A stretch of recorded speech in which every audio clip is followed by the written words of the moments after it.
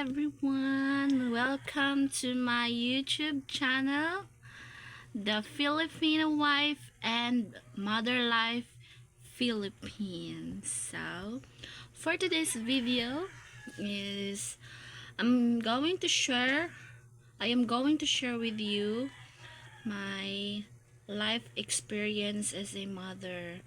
So please not rather life experience, but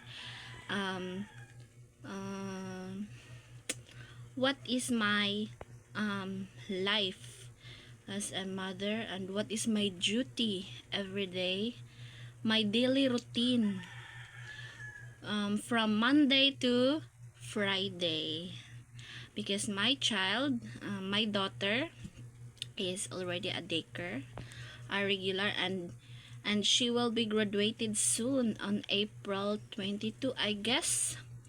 So please watch my video, please watch my full video, and please support me. I am just a beginner, and I don't know how to run this thing, how I only I just being inspired of other content creator as a YouTube creator. Yes. As a Filipina, that is what we call gaya-gaya. Yeah, gaya-gaya style. And so please support me, guys, and thank you in advance. Yes, thank you very much as an advance for supporting me, and that's all. Happy Wednesday morning to all, especially to my friends, family, and neighbors, and to all Filipino here in the Philippines and other country. As you can see, here in our place, the wind is so strong and a little bit raining. I think there's a typhoon, or just hanging amihan is attacking us. Yes. For today's video, we are going to school. We will just walking because our school is not that far. Hinihinay lamig baktas. So we have a motorcycle, but my husband left so early because he's going to his work. And that, I just told my daughter we're just walking.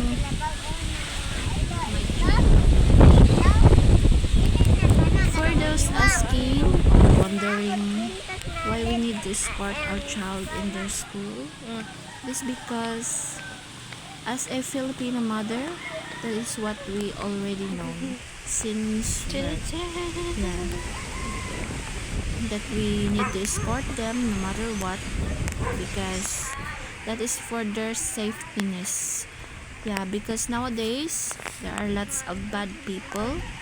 We should not let our little kiddos walk in the street when there is no adult who look for them. And also there are lots of vehicles that are very dangerous. They might be hit. Yes, that is very unbreakable. We don't know what they think, and because as a little one, as a child, they never think what they do. Yes, that is true. They never think. Hotdog na lang. What they always think is to play and play and play, running, just like that. And as a mother, as a Filipino mother, no matter what, no matter how kahit gaano pa man ka ano yung oras natin, kailangan talaga nating maglaan ng oras para sa ating mga anak, dahil ang panahon ngayon ay ibang-iba na talaga. And so much for that. Ato na flam. The classes are done. My doggy. It is just 2 hour James class, 2 Pina. hours Ang class. apo ni And as you Congressman can see in the video, before we go home, my daughter buy her favorite one. Yes. Wala ginani The mo one ki-inert is, kumuhang sinina.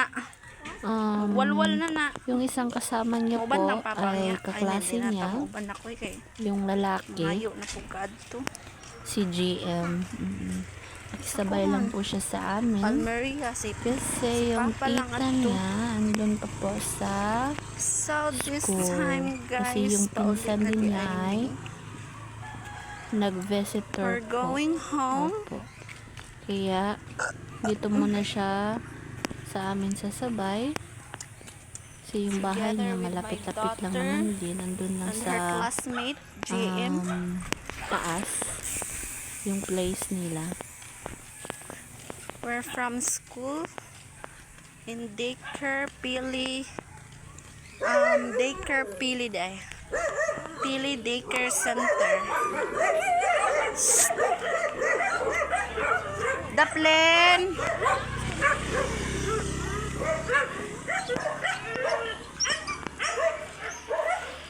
My child is just a 4 years old. That is why hindi pa po ako kampante na siya ay iiwan. Wala mo'y klase yung maanak. Let him Ingon si ma'am. and let her Na mo'y do assignment. what she want to Naa? do. Na ako no That is why I JM. need to focus Unsa yung more. assignment be? Ha? Sa yung assignment? And JM now, Espina. malapit na Daplin! po kami Numbers. sa bahay namin. Unsa nga numbers? Daplin. Unsa nga numbers? Nakaka-enjoy Ha? po talaga na pagmasdan ng mga bata. Dito malmal. It's very Unsa nga enjoying numbers to imong see them assignment? growing. Oh. Oh. See them Are nala ko na na. like that. Unsa nga numbers problems. yung assignment?